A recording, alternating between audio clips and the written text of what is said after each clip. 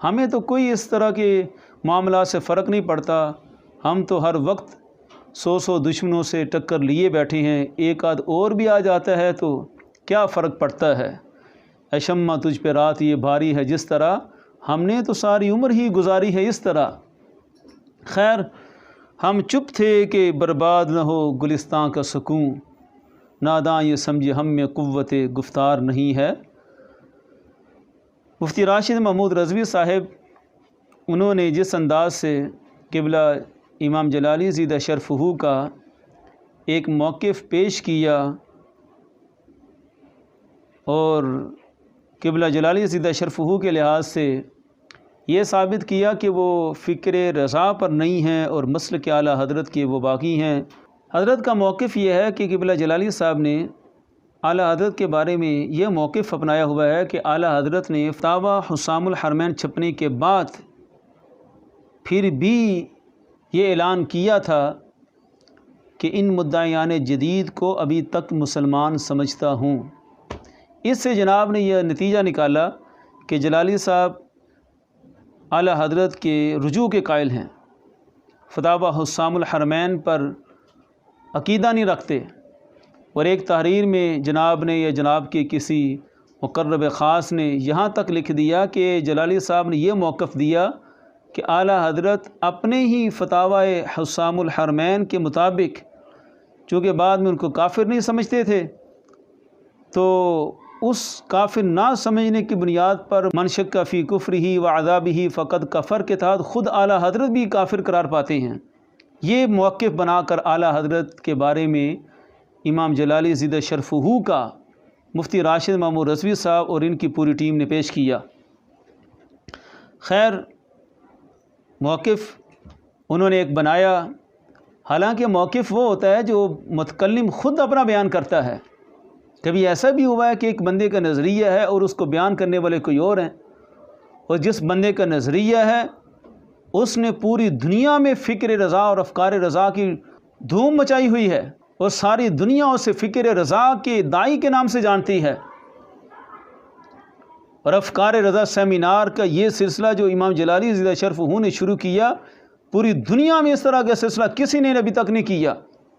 کوئی ایک دوسرا بندہ دکھائیں، اللہ کا فضل ہے، اس کے فضل و توفیق سے اعلیٰ حضرت کے علوم کو جس طرح بیان کیا تو اعلیٰ حضرت کے جانشینوں حضور تاج الشریعہ علیہ رحمہ کے برادر انہوں نے ہی امام جلالی زیدہ شرفہ کو وارث علوم اعلیٰ حضرت کا لقب دیا۔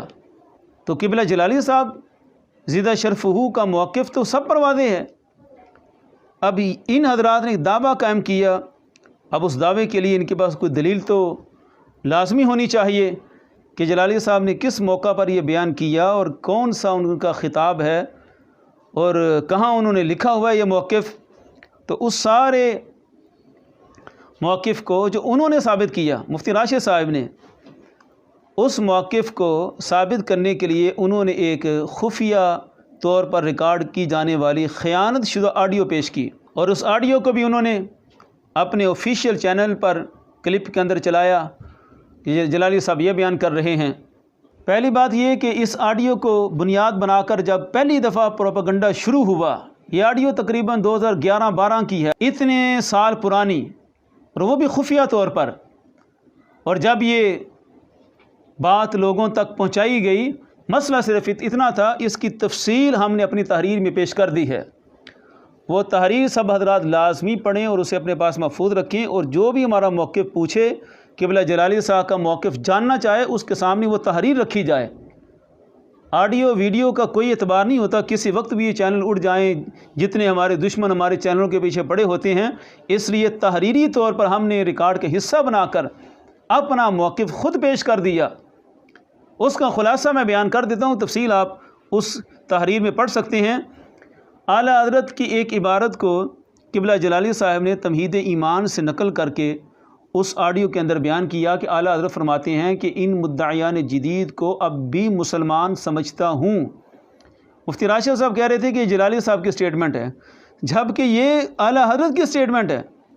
یہ فتاویٰ رضویہ جلد نمبر 30 صفحہ نمبر 354 کے اندر اعلیٰ حضرت نے خود بیان فرمایا کہ ان مدعیان جدید کو تو ابھی تک مسلمان ہی جانتا ہوں۔ اب یہ تمہید ایمان فتاوی حسام الحرمین سے چھپنے کے چند سال بعد لکھی گئی۔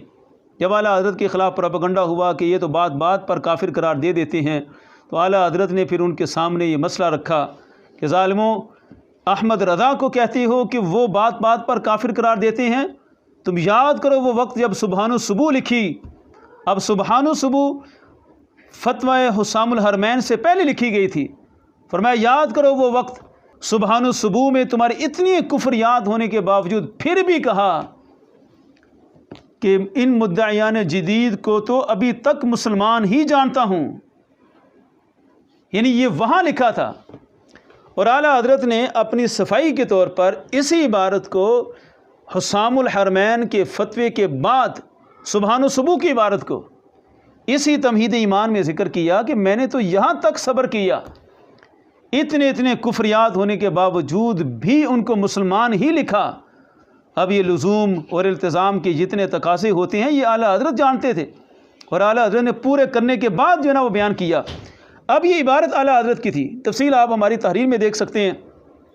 مسئلہ صرف اتنا تھا کہ ڈاکٹر صاحب نے تمہید ایمان کے حوالے سے یہ عبارت پڑھ دی۔ اب اس پر انہوں نے موقف قائم کر لیا، ہو جناب ڈاکٹر صاحب نے اعلیٰ حضرت کا یہ موقع پیش کر دیا کہ اعلیٰ حضرت نے فتاوی حسام الحرمین چھپنے کے بعد بھی ان کو مسلمان ہی لکھا ہے اور ان کو مسلمان ہی جانا ہے۔ اس کے مطابق اعلیٰ حضرت اپنے ہی فتوے کے مطابق خود کافر قرار پائے اور طرح طرح کی بہتان تراشیاں، استغفر اللہ العظیم۔ تو مسئلہ صرف اتنا تھا کہ اعلیٰ حضرت کی اس عبارت کو امام جلالی زیدہ شرفہ نے جب پیش کیا تو جہاں اعلیٰ حضرت نے پیش کیا وہیں امام جلالی پیش کر رہے تھے۔ اعلیٰ حضرت جس پیرائے میں پیش کر رہے تھے اسی پیرائے میں امام جلالی پیش کر رہے تھے۔ اب یہ اس خیانت شدہ آڈیو کا ایک حصہ تھا جس سے موقف قائم کیا گیا۔ اب آتے ہیں اس آڈیو پر۔ پہلی بات یہ ہے کہ وائس یہ آڈیو 1.5-2 گھنٹے کی نشست میں تھی، اور 1.5-2 گھنٹے کی نشست سے صرف 11 منٹ کی آڈیو نکال کر یہ پروپیگنڈا شروع کر دیا گیا قبلہ امام جلالی زیدہ شرفہ کے بارے میں۔ اب یہ 1.5-2 گھنٹے کی آڈیو سے اتنا حصہ نکالنا یہ تو خود اس کی خیانت کی علامت ہے۔ جنہوں نے نکالا اور باقی حصہ حذف کر دیا ان پر لازم ہے کہ وہ ساری وائس سے مسئلہ اخذ کریں، اور اس میں بھی وہ نتیجہ نہیں نکلتا جو انہوں نے بنایا ہوا ہے۔ حالانکہ ایک شخص پر موقف قائم کرنے کے لیے جس طرح قطعی ثبوت ہونا ضروری ہے، قطعی اثبات ہونا بھی ضروری ہے۔ یہ اصحاب افتاء اس کو اچھی طرح سمجھتے ہیں۔ یہ آڈیو قطعی ثبوت نہیں ہے کہ یہ خیانت شدہ ہے۔ ایک قائل نے جب اس کو کہہ دیا کہ اس میں خیانت ہے، تو کون کہہ سکتا ہے کہ ہم آپ کا موقف اسی آڈیو سے مانیں گے، آپ کے اپنے بیان سے نہیں مانیں گے؟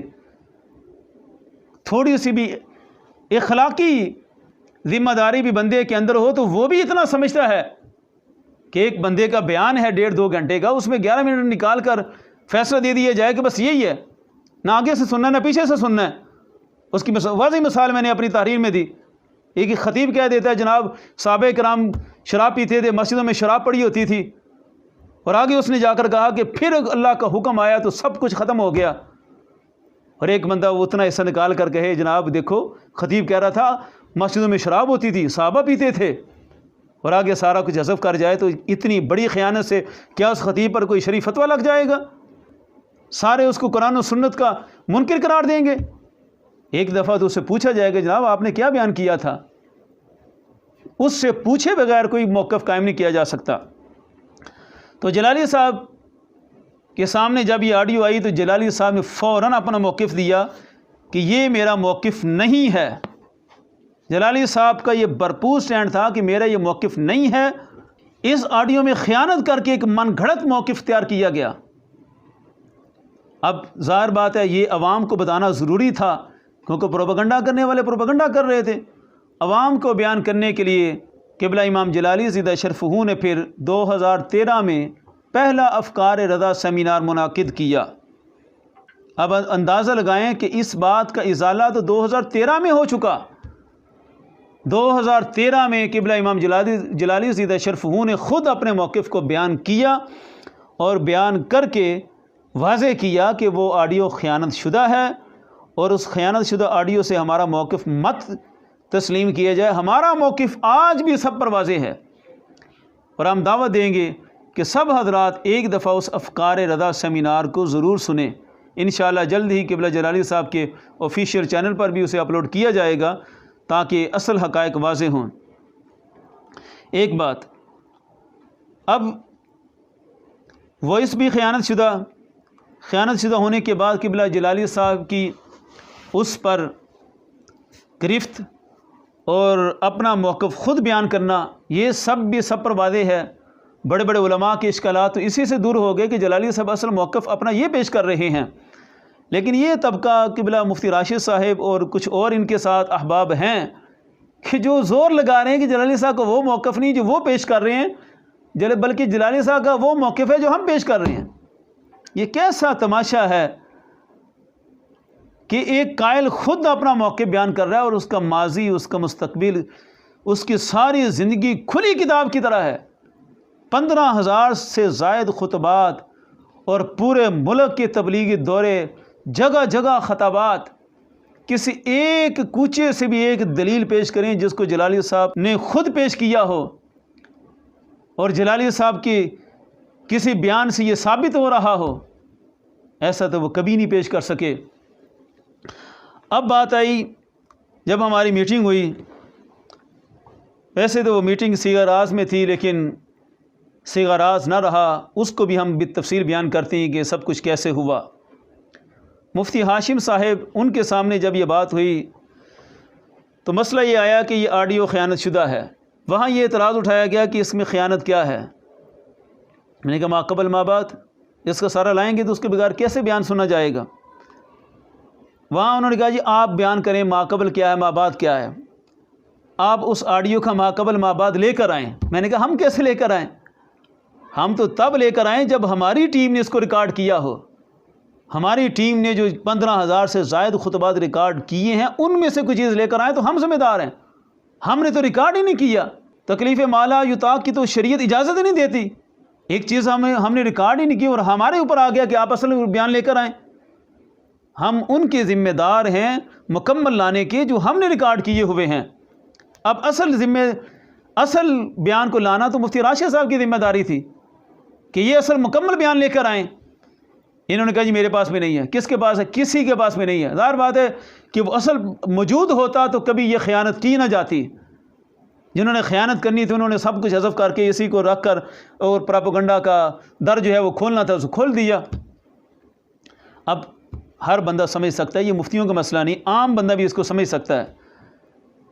اصل ریکارڈنگ موجود نہیں ہے، ایک بندہ دعویٰ کر رہا ہے کہ آپ کا موقف یہ ہے، ہم کہہ رہے ہیں کہ نہیں ہے موقف، ہمارا موقف یہ ہے اور آن دی ریکارڈ بیان کر دیا گیا، تو اس کا حل مفتی ہاشم صاحب اور دیگر نے یہی پیش کیا اور مفتی راشد صاحب نے تسلیم کیا کہ پھر جلالی صاحب سے ہی پوچھا جائے گا۔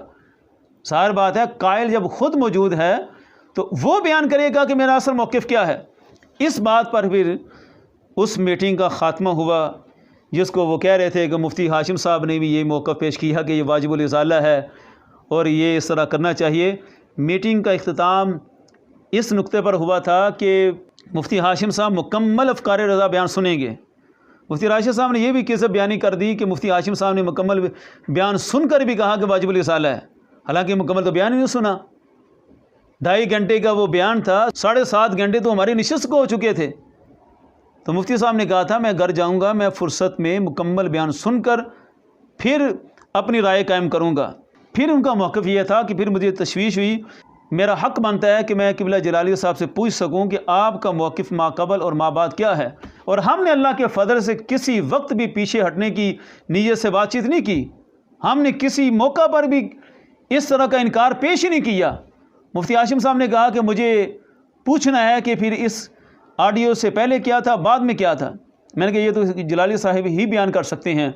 اسی نقطے پر میٹنگ ختم ہوئی کہ جناب مفتی ہاشم صاحب ایک دفعہ مکمل بیان سنیں گے، بیان سننے کے بعد اگر انہیں کسی طرح کی تشویش اب بھی باقی ہے تو اس کو پوچھنے کے لیے وہ قبلہ جلالی صاحب کے پاس آئیں گے اور جلالی صاحب سے میٹنگ کر کے پھر وہ اپنا فیصلہ پیش کریں گے۔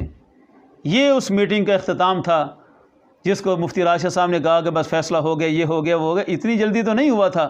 واضح رہے کہ ہم دونوں فریق تھے، مفتی راشد صاحب بھی اس میٹنگ میں فریق تھے اور بندہ نچیز میں بھی اس میٹنگ میں فریق تھا۔ ہمارے دعوے کی وہ حیثیت نہیں ہے جو مفتی ہاشم صاحب خود بیان کریں۔ مفتی راشد صاحب کہیں کہ مفتی ہاشم صاحب نے یہ فیصلہ سنا دیا، میں کہوں کہ انہوں نے یہ فیصلہ سنا دیا، جبکہ وہ تو خاموش ہیں، انہوں نے تو کوئی فیصلہ نہیں سنایا۔ فیصلہ یہ ہوا تھا کہ اس میٹنگ میں جو فیصلہ ہوا ہے، جو ابھی میں نے بیان کیا کہ مفتی ہاشم صاحب کی میٹنگ کا فیصلہ ہوا تھا، اس فیصلے کو مفتی مشاہد کاظمی صاحب آن ایئر کریں گے اور اگلی میٹنگ کا اہتمام کریں گے، اور یہ اعلامیہ پیش کرنے کے لیے ان کی ذمہ داری لگی کہ آپ یہ اعلامیہ پیش کر دیں کہ آئندہ میٹنگ ہوں گی تو اس کے بعد ہم فیصلہ سنائیں گے، اور یہ اعلامیہ آج آپ دوبارہ مشاہد کاظمی صاحب کا خود سن سکتے ہیں۔ نحمدہ ونصلی ونسلم علی رسولہ الکریم۔ السلام علیکم ورحمۃ اللہ وبرکاتہ۔ میں سید مشاہد حسین شاہ کاظمی عوام اہل سنت سے مخاطب ہوں۔ چند روز قبل ڈاکٹر اشرف آصف جلالی صاحب اور مفتی راشد محمود رضوی صاحب کے متعلق کچھ آڈیو کلپس اور کچھ پوسٹیں گردش کر رہی تھیں، جن میں کئی باتیں جھوٹ اور بہتان تراشی پر مبنی تھیں، لیکن جو باتیں حقیقت سے مطابقت رکھتی تھیں ان کو علماء کرام کی میٹنگ میں رکھا گیا، جس میں بطور ثالث میں بھی موجود تھا، اور انشاءاللہ اس موضوع پر کئی اور میٹنگز بھی متوقع ہیں۔ لیکن میں عوام اہل سنت سے یہ عرض کروں گا کہ وہ اس موضوع پر بالکل تبصرہ نہ کریں، اور نہ ہی جانبین میں سے کسی بھی عالم دین کو نازیبہ گفتگو کا نشانہ بنائیں، نہ ان کے خلاف پوسٹنگ کریں، اور یہ بھی عرض کروں گا کہ وہ اس معاملے میں ٹوہ میں بھی نہ پڑیں، اور نہ ہی ان علماء کو، نہ ہی ان کے متعلقین کو کالیں کر کے پریشان کریں کہ جی کیا ہوا، کیا معاملہ ہوا، کیا نتیجہ نکلا، اب آگے کیا ہوگا۔ اس طرح کی کوئی بات نہ کریں، ان تمام باتوں کو علماء کرام پر چھوڑ دیں۔ یہ کہہ رہے ہیں کہ علماء ٹوہ میں نہ رہیں، کسی سے مت پوچھیں کہ کیا فیصلہ ہوا، کیا فیصلہ، کیونکہ فیصلہ کوئی ہوا ہی نہیں تھا۔ خود انہوں نے کہا کہ اس طرح کی کئی میٹنگز متوقع ہیں، ایک طویل میٹنگ ہو چکی اور کئی متوقع ہیں، اور اس سے کون سی میٹنگ میں مراد تھی؟ قبلہ امام جلالی زیدہ شرف ہو اور مفتی ہاشم اتاری صاحب حافظہ اللہ، ان کی میٹنگ مراد تھی۔ اور ہمارا ظرف دیکھیں، ہم نے کھلے دل سے کہا تھا کہ آپ مفتی ہاشم صاحب کو لائیں، ہم ملائیں گے اور بیٹھ کر بات ہوگی، اندر کھاتے بات ہو جائے، اندر بیٹھ کر مسائل ہو جائیں، اس سے بہتر کوئی حل نہیں ہے۔ خیر، اب یہ ذمہ داری تو ان کی بنتی تھی، لیکن انہوں نے اس ذمہ داری کو نبھانے کی بجائے مسلسل راشد رضوی صاحب اور جناب مشاہد کاظمی صاحب نے ایک پروپیگنڈا شروع کر دیا کہ ہم نے یہ کر دیا، وہ کر دیا، جلالی صاحب کے بارے میں یہ ثابت کر دیا، مفتی زاہد نعمانی یہ تسلیم کرایا۔ ایک طویل پروپیگنڈا ہے جس کو ہم یہاں بیان نہیں کر سکتے، وہ سارا ریکارڈ آج ہی مفتی مشاہد کاظمی صاحب کے واٹس ایپ پر موجود ہے، وہ سب کچھ میں نے بھیجا تھا۔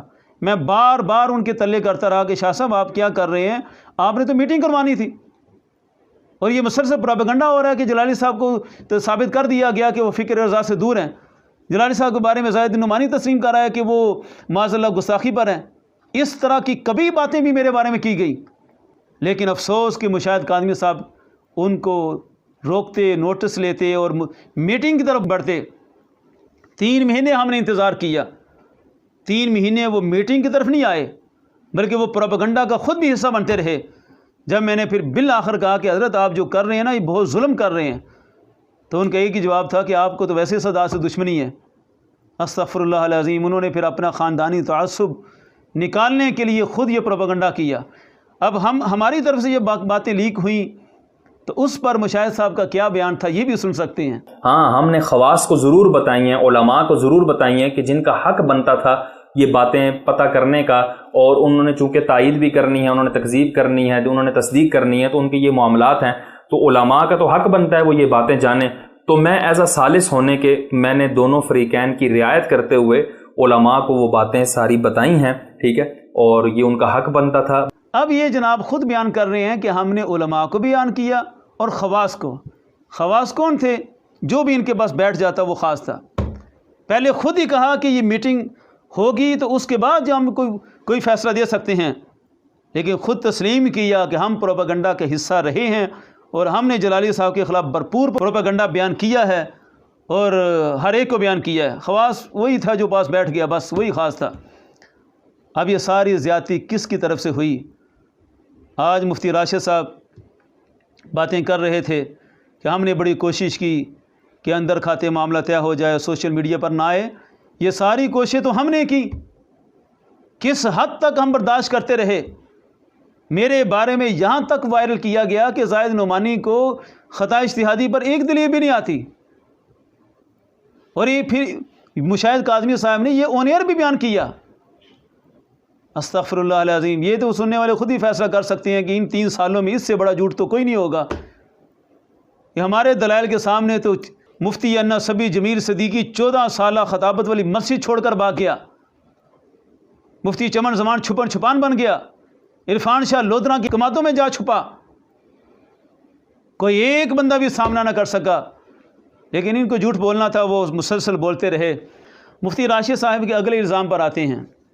مفتی راشد صاحب نے اگلا الزام یہ لگایا کہ بریلی شریف سے ایک فتویٰ آیا تھا اور فتویٰ پیش کیا گیا تھا قبلہ جلالی صاحب کو، تو انہوں نے اس فتوے کو تسلیم کرنے سے انکار کر دیا اور کہا کہ ان کو پاکستان کے حالات کے بارے میں خبر نہیں ہے.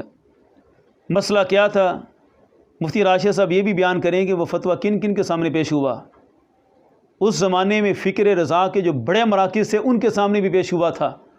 پھر انہوں نے اس فتوے کا کیا حشر کیا یہ بھی بیان کر دیں. اول بات یہ ہے کہ فتوے میں جسٹس پیر کرم شاہ الازہری کا نام نہیں تھا. چند عبارات ان کی پیش کی گئیں، اس پر فتویٰ آیا. پھر اس کے بعد اس کو کرم شاہ کے نام سے شائع کیا گیا اور تصدیقات کے لیے علماء کے پاس بھیجا گیا.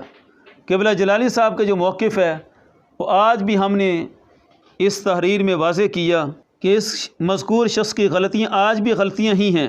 ان سب کو علی الاعلان غلط کہا جائے گا، لیکن اس کی توبہ و رجوع کے قائلین جو کہ اس وقت کی جمہور اہل سنت کی قیادت تھی کے موقف کو سامنے رکھتے ہوئے ڈاکٹر صاحب نے تکفیر یا عدم تکفیر پر سکوت اختیار کرتے ہوئے یہ تجویز دی کہ جن اکابرین نے مذکورہ شخص کو سنی سپریم کونسل کا چیئرمین منتخب کیا یا جنازہ وغیرہ پڑھایا، ان کو ایک اجلاس میں بلا کر ان کے سامنے یہ فتویٰ رکھا جائے اور اس پر اجتماعی موقف اختیار کیا جائے. یہ موقف تھا. یہ پورا صفحہ آپ بالتفصیل پڑھ سکتے ہیں. جلالی صاحب قبلہ کے سامنے جب یہ فتویٰ پیش کیا گیا تو آپ نے فرمایا کہ کرم شاہ کے مسئلے میں جتنا کچھ پاکستان میں ہوا ہے کیا وہ سب بھی بریلی والوں کو بھیجا گیا ہے؟ اس کا ان کے پاس کوئی جواب نہیں تھا. مفتی راشد صاحب نے جو حوالہ دیا ڈاکٹر صاحب کی وائس میں کہا کہ انہوں نے کہا کہ جناب بریلی والوں کو ساری باتیں نہیں بیان کی اور چند بندوں کا نام لے کر کہا کہ میرے سامنے انہوں نے ساری کچھ باتیں پیش کی ہیں اور تاج الشریعہ علیہ الرحمہ لے کر گئے تھے اور واپس بھی آئے ہیں، تو اس وقت بھی انہوں نے کہا کہ ہاں فتویٰ بنتا ہے. بھئی ان باتوں کا کون انکار کرتا ہے؟ یہ تو میں حیران ہوں کہ مفتی راشد صاحب اتنے، میں سمجھتا تھا کہ سنجیدہ گفتگو کرتے ہیں، انہوں نے اتنا بڑا مذاق کیا. بھئی ہم تو آج بھی لکھ کر دے رہے ہیں کہ غلطیاں ہی ہیں. ہم نے جو کہا تھا کہ ان کو نہیں پیش کیا گیا وہ تو پاکستان کے علماء مشائخ نے جو کچھ کیا اس مسئلے میں ان کو پیش کرنا تھا. کرم شاہ الازہری کی عبارات کو پیش کرنا، اس پر قابل گرفت مواد کو پیش کرنا، یہ تو کوئی بڑی بات نہیں. یہ تو آج بھی ہم کہتے ہیں کہ وہ قابل گرفت ہیں باتیں. غلطیاں آج بھی غلطیاں ہیں. ہم نے تو بالکل لکھ کر دے دیا. صرف پیش یہ کرنا تھا کہ اس پر جو علماء نے کیا وہ کیا کیا. یہ 1994 کی اخبار بھی ہمارے پاس موجود ہے کہ جب ساری سنی جماعتوں کا اتحاد ہوا، نورانی صاحب، نیازی صاحب اور دیگر سب کا، اس وقت ایک مشترکہ سنی سپریم کونسل قائم کی گئی. مفتی عبدالقیوم ہزاروی صاحب پیش تھے کہ اس سنی سپریم کونسل کا چیئرمین کرم شاہ الازہری کو بنایا جائے اور انہوں نے بنوایا. فکر رضا ان کے پاس نہیں تھی. کرم شاہ الازہری کی متنازع عبارات پر تھوڑی باتیں ہوئی جامعہ نظامیہ کے اندر. کبھی پوچھیں جا کر کہ حافظ عبدالستار سعیدی صاحب حافظہ اللہ کی بارگاہ میں جا کر، بھئی انہوں نے چیئرمین بنایا اور 1994 میں کرم شاہ کو بنایا گیا اور 1998 میں جب ان کا انتقال ہوا تو آخری وقت تک وہ چیئرمین رہے. مسئلہ یہ تھا کہ اتنی بڑی شخصیات نے ان کے جنازہ پڑھا. مفتی عبدالقیوم ہزاروی صاحب، حافظ عبدالستار سعیدی صاحب، مولانا عبدالحکیم شرف قادری صاحب اور ایک بہت بڑی تعداد ہے مشائخ اہل سنت کی. چلیں یہ تو سارے فکر رضا والے تھے. فتاوی رضویہ پر کام ان لوگوں کا ہے. ان لوگوں سے ایک دفعہ پوچھا جائے کہ آپ نے جو جنازہ پڑھا تو کیا موقف تھا. اب ہم ان کے جو دلائل تھے توبہ رجوع کے حوالے سے وہ ایک الگ موقف ہے. یہ سارے وہ حضرات قائل تھے جامعہ نظامیہ کی شیوخ. اب یہ ثابت کرنا ہی ان کی ذمہ داری ہے. ہمارا صرف اتنا مسئلہ تھا کہ ہم اس تکفیر کے مسئلے میں سکوت اختیار کریں گے، جو کہ میرے جلالی صاحب زید اشرف نے پیش کیا کہ اگر تکفیر کرنی ہے تو پھر تکفیر کھیل نہیں ہے کہ شیخ کو مانے اور کافر مانے اور مرید کو مسلمان مانے. جب کلامی تکفیر ہوتی ہے تو جتنے جنازہ پڑھنے والے وہ بھی کافر ہوتے ہیں. اگر مفتی صاحب کا سطحی مطالعہ ہے تو ہم بیان کر دیتے ہیں کہ جب اس کی تکفیر کرنی ہے تو جنازہ پڑھنے والوں کی بھی تکفیر لازمی ہے. اور یہ بہانہ مت بنایا جائے کہ ان کو علم نہیں تھا. 1994 سے 15-20 سال پہلے کی یہ ساری عبارات ہیں اور بھرپور میٹنگز ہو چکی. چلیں کسی کو علم نہیں تھا. آج حافظ عبدالصدر سعیدی صاحب تو زندہ ہیں، ان کو تو علم ہے سارا، اور ان کے سامنے بھی فتویٰ گیا. یہ جو کہا نا کہ جلالی صاحب کے پاس آیا، جلالی صاحب نے ماننے سے انکار کیا. جلالی صاحب نے تو کہا بھی سارا کچھ پیش کریں اس فتوے میں اور پھر اجتماعی موقف اختیار کیا جائے. اب یہ فتویٰ سعیدی صاحب کے پاس گیا تو سعیدی صاحب نے تو پھر وہ اشر کیا. بندہ نجیز باہر بیٹھا ہوا تھا 9 نمبر کمرے کے باہر جامعہ نظامیہ میں، مار مار کر ڈنڈے باہر نکالا. مفتی راشد صاحب نے کون سی اتنی مار پڑی تھی، ایک انگلی تو ٹوٹی تھی. اب بیان کریں کیا حکم لگے گا قبلہ حافظ عبدالصدر سعیدی صاحب پر. یہ حضرت جلالی صاحب کا نام لیتے ہوئے تو ڈرتے نہیں ہیں، بڑے بے باک ہیں کیونکہ ٹاسک ملا ہوا ہے. اگر غیرت دینی کی بنیاد پر کر رہے ہیں اور اصلاح حال کی بنیاد پر کر رہے ہیں تو سب کا نام لیں. قبلہ جلالی صاحب نے تو اتنا کہا کہ میں سکوت اختیار کروں گا تکفیر کے مسئلے میں، اور قبلہ سعیدی صاحب نے تو پیر کرم شاہ کو رحمت اللہ علیہ کہہ کر کہا کہ ان کے بارے میں باتیں کرتے ہو، پھر ڈنڈے مار مار کر نکالا. آج جرت ہے تو بیان کرے نا کہ کتنا بڑا فتویٰ لگتا ہے ان پر. آخری بات، مفتی صاحب راشد رضوی صاحب نے کہا کہ ہم نے بڑی کوشش کی کہ ہم مل بیٹھ کر باتیں کر لیں، ملاقات کر لیں، لیکن موقع نہیں دیا گیا. یہ سب باتیں بھی حقائق کے منافی ہیں. اصل بات یہ ہے کہ مفتی راشد صاحب کو ہم نے بھی بڑی قریب سے دیکھا ہوا تھا، اور ان کی ایک عادت رہی ہے کہ یہ بڑے بڑے مشائخ کے پاس جا کر اپنے یہ تحفظات پیش کر کے ان سے جو بھی باتیں جوابات لے کر جب باہر آتی ہیں تو ان کے خلاف پروپیگنڈا شروع کر دیتے ہیں اور کہتے ہیں کہ جناب ان کو میں نے یہ کر دیا، وہ کر دیا، ایسے کر دیا، ویسے کر دیا. ایک مثال مولانا خادم حسین رضوی صاحب رحمۃ اللہ تعالی علیہ، ان کی بارگاہ میں جب اقبال کے بارے میں بات چھیڑی تو مولانا خادم حسین رضوی صاحب رحمۃ اللہ علیہ نے بڑے بھرپور دلائل دے کر مطمئن کیا تھا. اور اتفاق یہ ہے کہ میں بالکل پاس بیٹھا ہوا تھا. یہ کوئی روایت نہیں ہے، یہ میری آنکھوں کی بصارت ہے کہ میں نے خود دیکھے یہ سارے معاملات. خیر رضوی صاحب نے جو کیا وہ پہلے بھی سارا بیان ہو گیا، لیکن باہر آ کر انہوں نے کہا کہ رضوی صاحب نے ہاتھ کھڑے کر دیے تھے، کہا کہ میں تمہیں سمجھا ہی نہیں سکتا، میرے پاس کوئی دلیل ہی نہیں ہے، میں بس ہوں. استغفر اللہ العظیم. قبلہ سعیدی صاحب سے یہ حضرات مار کھا کر آئے تو ان کے بارے میں بھی پروپیگنڈا کیا کہ سعیدی صاحب کو ہمارے دلائل کے جواب میں ایک دلیل بھی نہیں آئی تو ڈنڈے اٹھا لیے. اب یہ بھی پروپیگنڈا تھا حقائق کے منافی. فضل چشتی سے مناظرہ کیا، وہ کہتا ہے یہ مفتی راشد کتابیں چھوڑ کر بھاگ گیا، یہ کہتا ہے کہ میں نے اس کو لاجواب کیا. یعنی یہ ایک تسلسل ہے تاریخ کا. آخری بار تو ہمارے ساتھ ہوا، پھر 7.5 گھنٹے ہم نے میٹنگ کی اور باہر آ کے انہوں نے پروپیگنڈا شروع کر دیا کہ یہ منوا لیا، وہ منوا لیا. کتنا واضح جھوٹ ہر بندہ جان سکتا ہے کہ وہ کہہ رہے ہیں کہ زاہد جلالی کو مسئلہ خطا پر ایک دلیل بھی نہیں آئی. ان پروپیگنڈے کی عادت میں مفتی راشد صاحب بڑے معروف ہیں. اخلاقی گراوٹ کا کچھ شکار ہے، اللہ ان کی اصلاح کرے. اخلاقی طور پر انہیں درست ہونا چاہیے، جس کی تازہ مثال ان کا دورہ برطانیہ بھی ہے کہ جس میزبان کے پاس گئے تھے وہ اگلے دن ہی چیختا تھا اور اس کی چیخیں سوشل میڈیا کی زینت بنی کہ جو جناب ہمارے 2000 پاؤنڈ لے گئے، 7 لاکھ روپیہ پاکستانی بنتا ہے. اب یہ ان کا معاملہ ہے، وہ ان کا میزبان تھا، ہمارا تو کچھ نہیں لگتا تھا. 3 ہفتے اسی نے خدمت کی. ہمارا تو حوصلہ ہے کہ ہمارے ایک بندے نے سوشل میڈیا پر بات چڑھائی تو ہم نے خود اس کو منع کر دیا، یار اس کو ڈیلیٹ کرو. اب یہ حقائق ہمارے سامنے تھے. اس بنیاد پر چونکہ ان کی عادت بنی ہوئی تھی کہ بڑوں کے پاس جانا، پھر باہر آ کر پروپیگنڈے کرنے اور لوگوں کے سامنے اپنی بات کو کہنا کہ میں نے یہ کر دیا وہ کر دیا، اس بنیاد پر ہم نے کہا تھا کہ ہم ڈائریکٹ تمہیں ملنے نہیں دیں گے. ڈاکٹر صاحب سے ملنا ہے تو چند شرائط ہیں. ایک شرط یہ تھی جس کا مفتی راشد صاحب نے خود اقرار کیا جب ان کی طرف سے باتیں شروع ہوئیں قبلہ جلالی صاحب کے خلاف، تو پہلے ایک وائس آئی، پھر دوسری آئی، ہم صبر کرتے رہے. لیکن تیسری وائس میں آپ خود سن سکتے ہیں، ایک بندہ ان کو کال کر کے کہہ رہا تھا کہ جناب آپ لکھ کر دے دیں، مرکز صراط مستقیم میں آپ کے دلائل جائیں گے تو وہاں سے جواب آ جائے گا۔ اب ہم نے لکھے ہوئے مانگے تھے تاکہ کوئی بندہ اپنے طور پر دعویٰ نہ کر سکے کہ یہ کر دیا وہ کر دیا، اس میں کوئی حرج کی بات نہیں تھی۔ ایک بندے کو آپ کی عادت پر اعتبار نہیں ہے، وہ کہتا ہے کہ لکھ کر دیں اور ہم بھی لکھ کر جواب دیں گے، تو کیا اس میں قباحت تھی؟ یہ آپ خود سن سکتے ہیں۔ ضرور ہے ایک دوست ہے وہ کہنا کہ میرا بھرا ڈاکٹر آصف جلالی صاحب کے نال ہوندا ہے، ٹھیک ہے نا، وہ کہہ رہے سی تو تواڈے والے نال کہہ رہے سی کہ نا کہ مفتی صاحب نے کہو کہ مینوں نا غیر متعدد چیزاں جتنی بھی ہیں نا جلالی صاحب دیاں وہ لکھ کے دو، میں رجوع کروا لینا۔ چلو ایویں دے فارغ بندے نوں نہیں، انہوں کو سیدھا سینے 'چ وجو آن کے گل کرو، ہن سیدھی تہاڈا رجوع کی کروا لینا، تسی سیدھی گل کرو، یہ تو کوئی طریقہ نہ لکھ کے دے لکھ کے دے پھر یہ تہاڈے کو ملازمہ لگے۔ تو مفتی راشد صاحب کے لیے لکھ کر دینا ان کو اپنی موت نظر آتا تھا کہ میرا تو مقصد پراپیگنڈا ہے۔ انہوں نے لکھ کر دینے سے انکار کیا، کہا کہ سینے میں آ کے بجو۔ تیسری دفعہ مفتی راشد صاحب نے جب کہا تو پھر ہم تیار ہوئے تھے، تو لکھ کر دینے میں کیا حرج تھا؟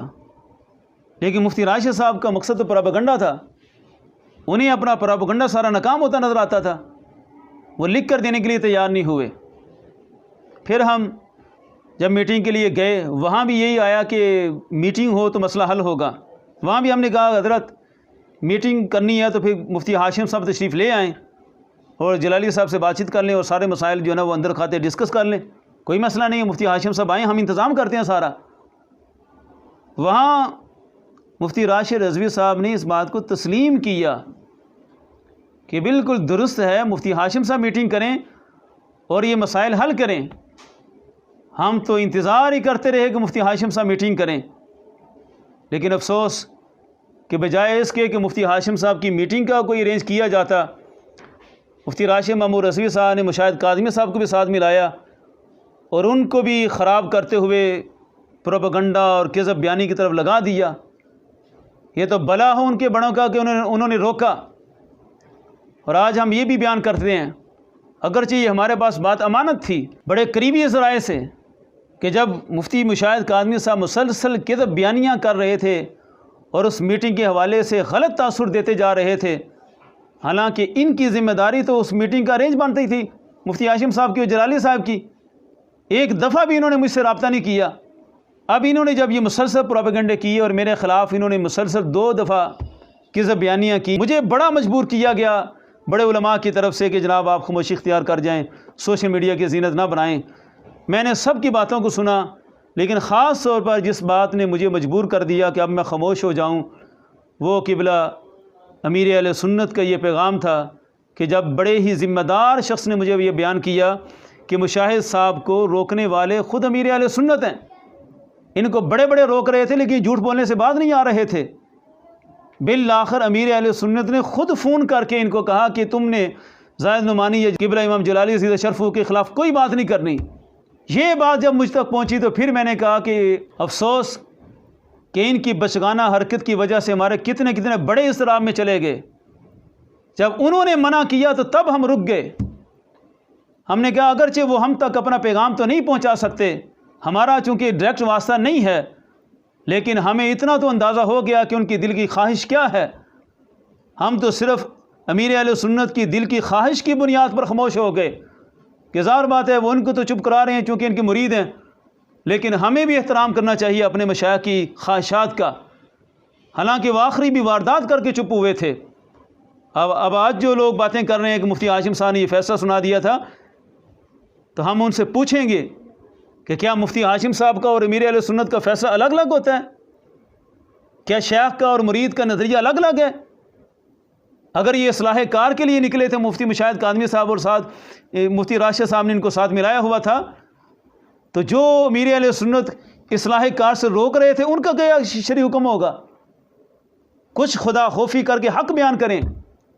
ہم نے حیا کیا امیر اہل سنت کے پیغام کی، کاش کہ مفتی راشد صاحب بھی اس پیغام کو سمجھ جاتے، اور دعوت اسلامی کے ذمہ دار بھی اس بات کو نوٹ کریں۔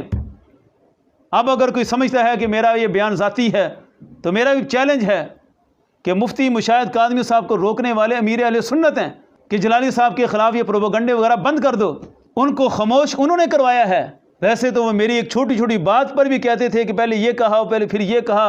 अगर वो समझते हैं कि मैंने ये गलत बयान किया है तो डट कर बयान करके दिखाएं कि मैंने मीर अहले सुन्नत का गलत मौका पेश कर दिया। लेकिन अगर वो चुप रहते हैं तो ये मेरे दावे के सच्चे होने की दलील है कि उनको चुप करवाया है तो उनके मुर्शिद ने करवाया है, वरना वो और चुप कर जाएं, ये कहाँ लिखा हुआ है। तो अगर वो नहीं बोलते तो ये ना बोलना ही मैं कह रहा हूँ कि नहीं बोलेंगे, और आज भी मैं कह रहा हूँ कि नहीं बोलेंगे। मुझे उम्मीद है कि वो अपने पीर मुर्शिद की लाज रख लेंगे। अगरचे राशिद रज़वी ने तो उनकी सारी ख्वाहिशात के बरक्स अवाम में तमाशा लगाने को तरजीह दी। हमने आखिरी दम तक मुफ्ती हाशिम साहब के इंतज़ार किया।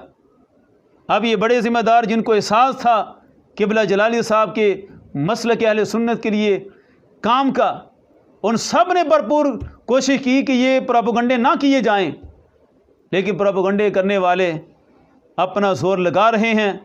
ये लगा लें। हमारा बस एक मुतालबा है कि मुफ्ती राशिद साहब ने क़िबला जलाली साहब को नामज़द करके कहा कि इन्होंने बरेली शरीफ के फतवा पर दस्तखत नहीं किए थे। हमारा मुतालबा है कि जिन्होंने उस बरेली शरीफ के फतवा को रद्द करते हुए डंडे मारे थे, फतवे फाड़े थे, उनका भी शरई हुक्म ज़रा बयान करें और एक पूरा पैमाना लेकर आएँ कि फ़लाँ बंदा फ़िक्र रज़ा से इतने % दूर है, फ़लाँ इतने % दूर हो गया। कुफर से लेकर गुमराही तक हर एक का मसला वाज़ेह करें। शरीयत जो है वह डर डर कर बयान नहीं की जाती। बुज़दिलाना अंदाज से शरीयत बयान करना किसी मुफ्ती की शान निशान नहीं होता। अगर आए हैं तो डट कर बयान करें। फिर हम भी अपने उलमा अहले सुन्नत का दिफा करने के लिए इंशाअल्लाह हर वक्त मैदान में रहेंगे। और बाकी हमारी किसी बात पर किसी को शक हो, हम हर वक्त एक एक बात को साबित करने के लिए तैयार हैं।